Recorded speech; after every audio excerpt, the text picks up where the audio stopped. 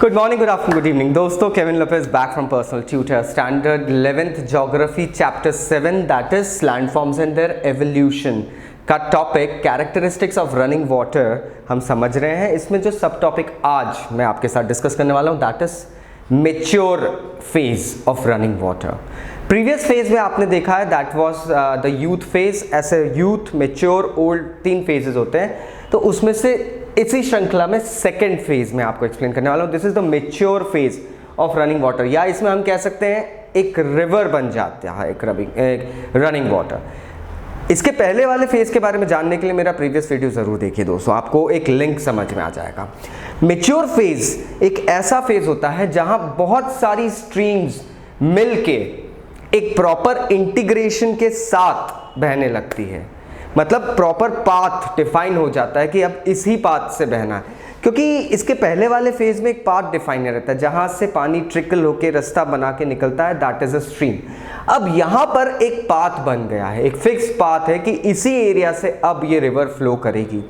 It takes millions of years जब rivers अपना path बदलती है due to deposition of silt और मींडर्स बिकमिंग लाइक जो मींडर्स होते हैं वो काफ़ी अच्छे से अप फॉर्म लैंड के क्रिएट कर देते हैं। लेकिन इस रीजन में हम देखते हैं प्रॉबेबली अगर समझें इसको छोटे लेवल पे, तो यहाँ इंटीग्रेशन काफ़ी अच्छा रहता है, एक वाटर फ्लो बना रहता है और उस फ्लो को डिफाइन भी किया जाता है एक पाथ से। यहाँ पे वी शेप्ड वैली भी मिलती है। जिस तरीके से वी शेप्ड वैली हमें यूथ स्टेज में मिलती थी, इस स्टेज पे भी मिलती है, लेकिन ये जो वी शेप वैली होती है यहाँ पे बहुत वाइड फ्लो ऑफ वाटर रहता है। ये wide as well as deep रहता है दोस्तों। हमने देखा यूथ फेज में वी शेप वैली बनती है, लेकिन उतना फ्लो स्ट्रांग नहीं रहता है। वहाँ वाटरफॉल रैपिड्स हमें मिलते हैं, लेकिन वो बहुत शैलो रहता है। वहाँ हमने शैलो वी शेप वैली देखी थी, यहाँ थोड़ा सा डीप वैलीज आ जाती है। आप देखिए, अगर जबलपुर में बेड़ा घाट देखना आपको, नर्मदा रिवर, तो वो एक वैली क्रिएट कर रही है और डेप्थ भी है। इन द सेम वे अगर हम प्रयागराज वगैरह जाते हैं, वहाँ पे भी वैली क्रिएट होती है। गंगा जो है हमारी रिवर, वो एक डीप वैली क्रिएट करती है। तो यहाँ पे वाइड फ्लो भी रहता है और वाइड भी रहती है, बहुत वास्ट उसका एक्सपांस रहता है।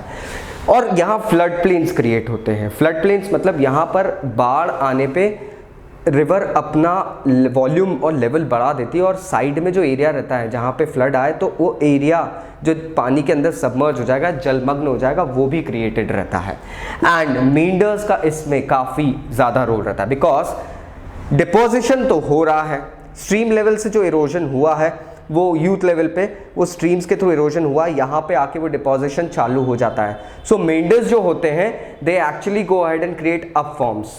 तो रिवर जो होती है वो काफ़ी अलग अलग फॉर्म्स भी बनाती है, लेकिन एक इंटीग्रेशन रहता है, कहीं ना कहीं उसको कवर भी कर लिया जाता है। यहाँ पे आपको कोई दलदल या कीचड़ वाले एरिया नहीं मिलते हैं। यहाँ पे द वाटर एक्चुअली फ्लोज।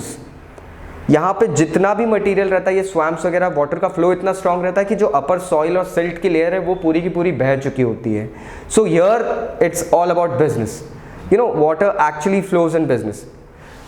कोई वाटरफॉल्स, कोई रैपिड्स वगैरह नहीं दिखते हैं इसमें, क्योंकि यहाँ पे रिवर अपने फुल फॉर्म में आ चुकी होती है।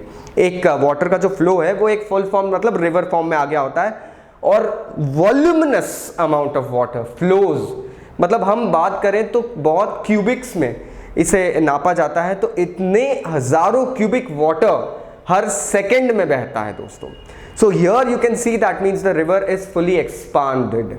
इसका उदाहरण आप देख सकते हैं जो पुल्स बने हुए हैं हमारे यहाँ पे, जैसे हावड़ा ब्रिज कैलकाटा में बना हुआ है हुगली रिवर के ऊपर। इसके अलावा हम बात कर सकते हैं बहुत सारे ब्रिजेस, यमुना ब्रिज जो बना हुआ है दिल्ली में, तो यहाँ पे आप एक्सपांस देख सकते हैं, कई किलोमीटरों तक ये ब्रिज फैले होते हैं दोस्तों।